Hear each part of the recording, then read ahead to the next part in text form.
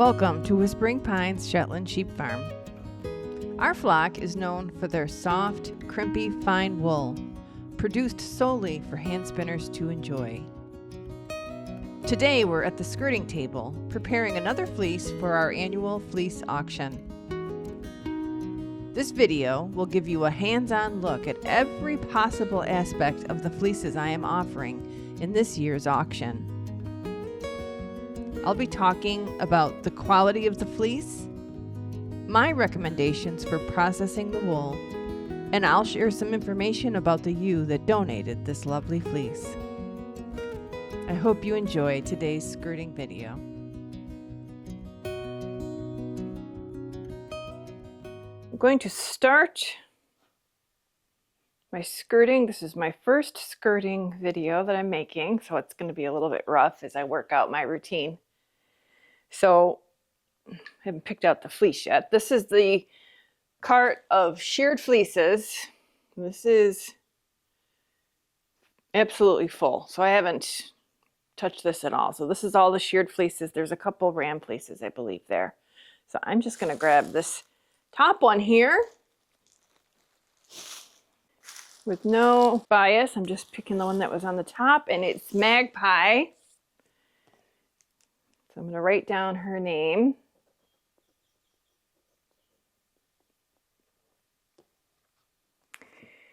She's a younger fawn katmoget. I'm going to pull out, I guess this is what I'll be using. So this is the worksheets from shearing day and my ruing work that I did, where I made the notes on here after I rued each ewe, depending the ones that I rued. Kind of wrote down what their temperament was, but Magpie was a shear. Her ear tag is 1521. I don't have their ages written on the sheet, so I'll have to print out another sheet with ages. But this was her 2-year fleece. So it wasn't her lamb fleece, so she was 2, I'm going to just say. This is all stuff that I'm going to do in advance of starting the recording, but for this first one, we're going to work through it together. Magpie, spinning finest. I'm looking at my micron report that we submitted samples in the spring just before shearing. 20.0.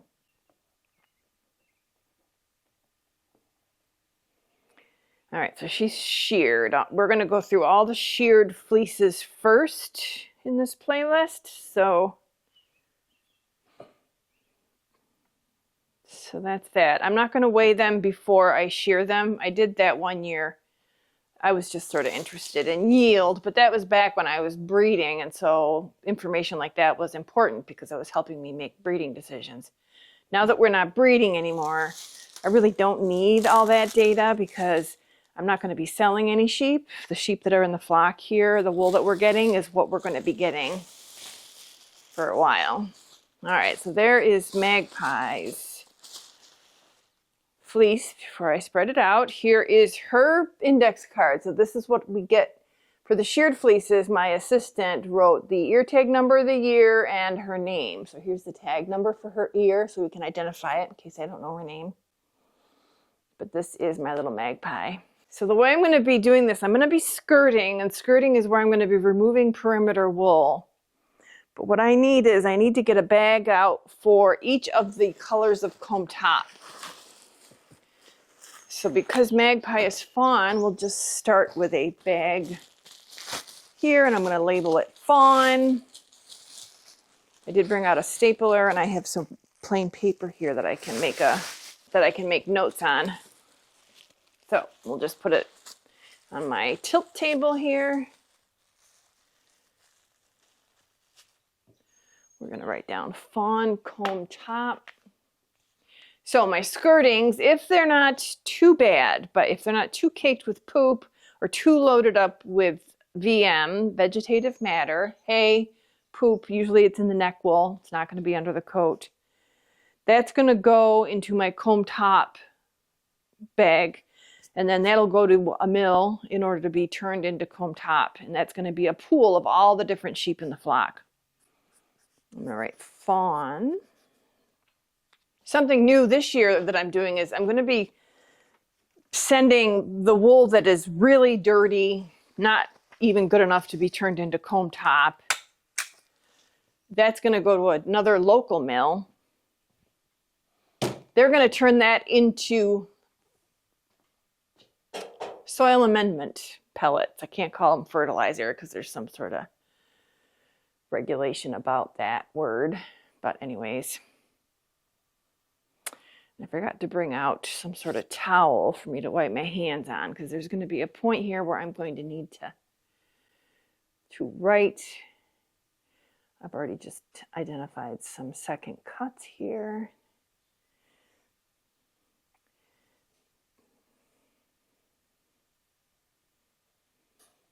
So I sheared in April 4th, and I remember this because that is Will's birthday, and Will came home for a visit with my grandson Wyatt, and it was shearing day, so it was a little bit crazy having my grandson, and when he's here, that's all I want to do is spend time with him. So I had to come out here, and so shearing wasn't quite as exciting as it usually is. All right, so I have to focus because I do have pretty specific steps that I follow. So this is a smaller fleece, and that is because Magpie is a little, she's on the small side. She's my little Spitfire is what I call her. She's not fully grown yet. So Shetlands take 3 years to get to full grown. All right, so this is the pellets box here, and there's a bag in here already. So the soil amendment pellets are going in there. The wool for the soil amendment pellets. So anyway, so we sheared April 4th, and these fleeces have been kind of sitting in a pile since then, but it's nicer back here. It's well ventilated. It's not super dirty. It doesn't get too hot in here because I've got the windows on both sides. I'm enjoying hot tea. So tea makes me feel good. Something about it. And I read somewhere that tea is good for you. So just drink it as much as you can. So therefore I do. All right, so I can already get the lay of the land of this fleece.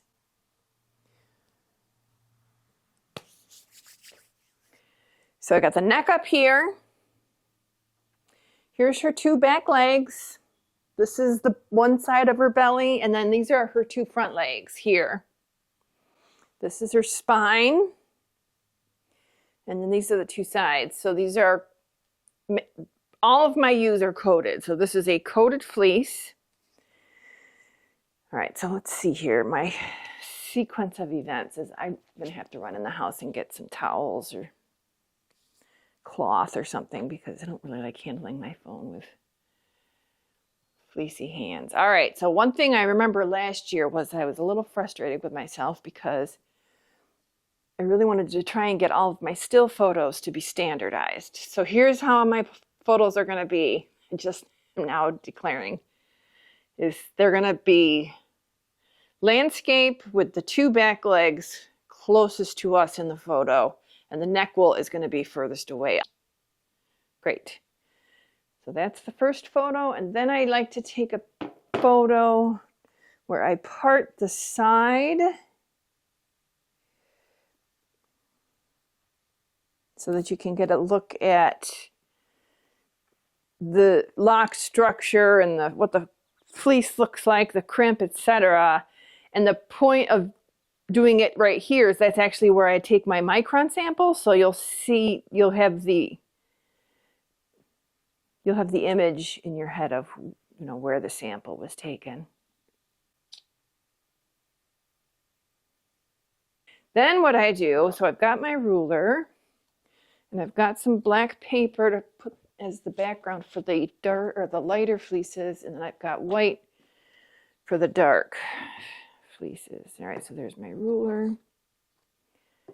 There's my card. I'm going to take my sample that I'm going to photograph from the same spot that I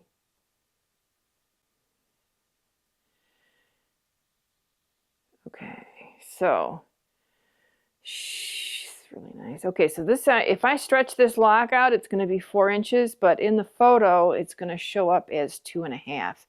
And that's what I'm going to document it as. 2.5 inches. And I'm going to write that down for the length, staple length, 2.5 inches. And then I'm going to staple the lock. I'm going to go get the stapler. I've made up a few cards to start to work on this, but when my sister comes this week to help me, I'm going to have her make quite a lot of them. So I have them handy. Magpie 1521, age shearing 2. So this lock, it looks dark. But I'm going to tell you, when that washes up, you're going to think it's white. It's beautiful crimp. Okay. 20 micron spinning fineness. So now I'm going to skirt it.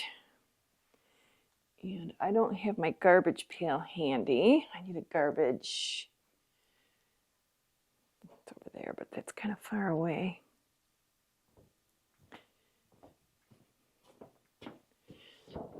So you got to mark everything in here because you never know. And this is marked garbage. I guess I'll put it over here with my handy magnets, which that has been a revelation of efficiency and process, adding magnets to help me keep, store, hang things.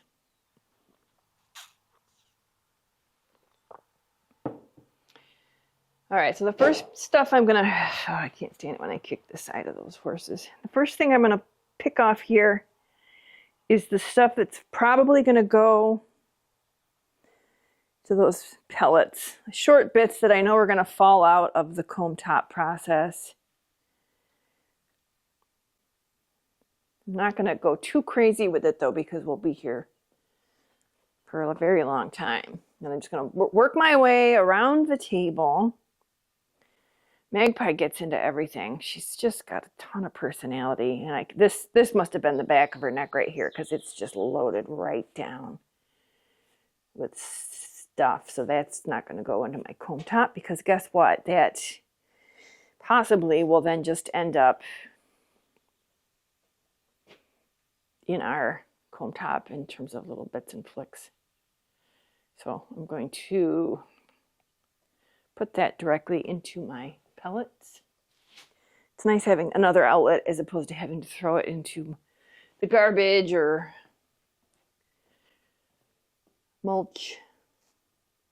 Somebody called me out last year when I said something about using wool for compost, that it's not the right, I don't know, there was some science thing about it.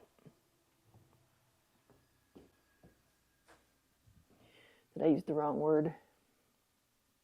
Shocking. Okay, so just like the very little bit edge, because I'm going to go back around, and the next stuff I skirt off is going into my comb top pool.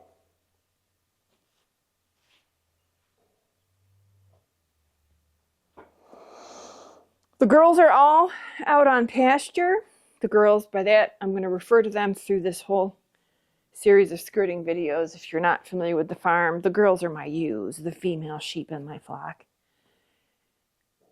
So when I'm selling fleeces, I don't sell ram fleeces. I don't even coat my ram fleeces, because ram fleeces have a very musky aroma that make it unpleasant to work with them.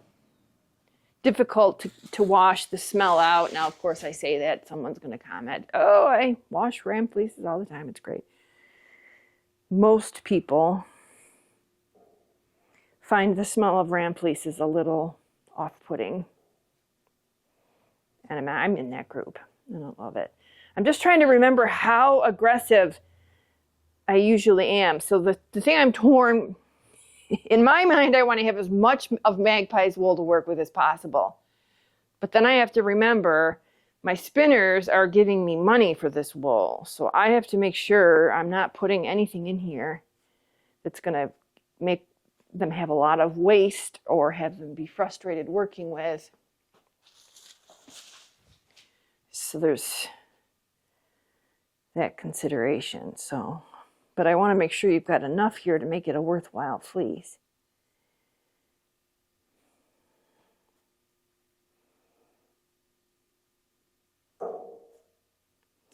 Her tips, to me, feel very blunt.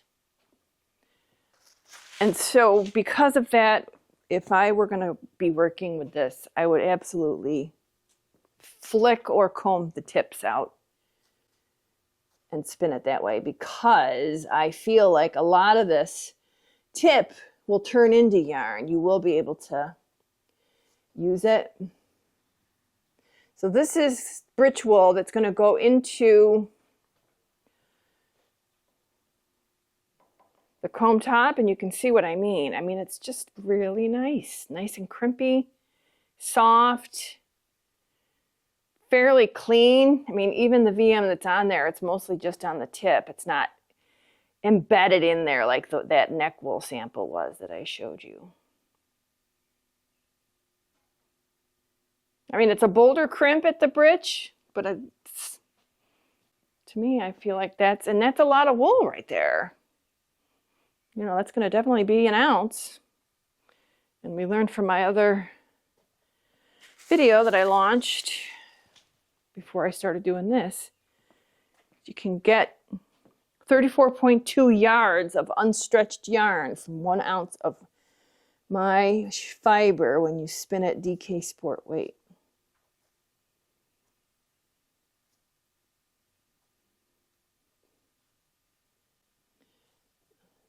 That right off. So that's that front leg, and the katmoget pattern, which is what she is. She's a fawn katmoget.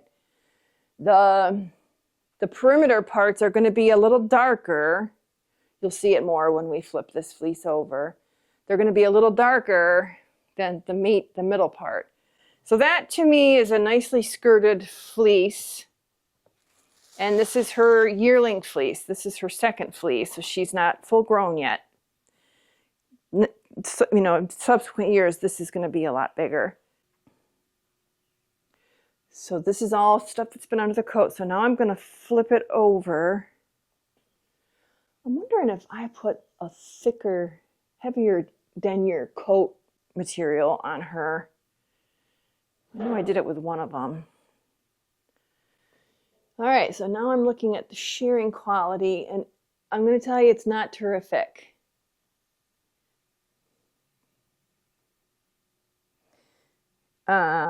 So I've got second cuts that I'm pulling off. There's also, well, maybe that's not too bad. The second cuts are, I think I'm grabbing most of them. That's all going to go into the pellet pile as well.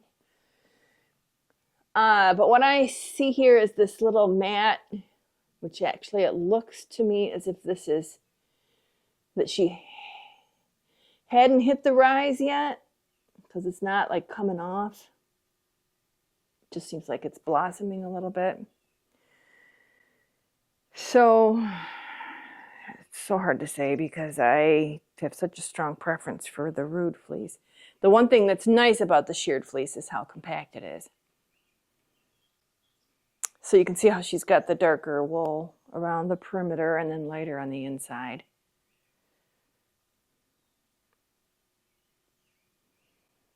I don't know, I feel like, okay, I think I feel like I've gotten the second cuts that I was concerned about off. So I'm going to go ahead and call this one a wrap. So I'm going to fold it over like this. So this is her back leg, her front legs, and I'm going to roll it up, bag it, and then I got to weigh it. I'm going to use the bag that her fleece was in. There's no dirt in there. going to be fine. And I'm going to weigh it with the bag. So the weight of the bag is going to be part of the weight of the fleece.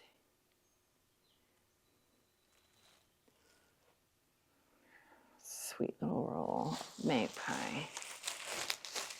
So, a little bit about Magpie. Incredibly friendly. If I remember correctly, her sister did not survive. She had a gray katmoget sibling. That was a rough one. But she's incredibly friendly, and I think it's because we spent so much time in the stall with her and her sibling because we were tending to the sibling for, I don't know, 4 days, 5 days before she died. And she's also very energetic, lots of energy. I'm looking forward to seeing what her fleece looks like as she gets older. All right, so I'm gonna weigh it and I'll be right back. Okay, Magpie's fleece weighed 18.12 ounces.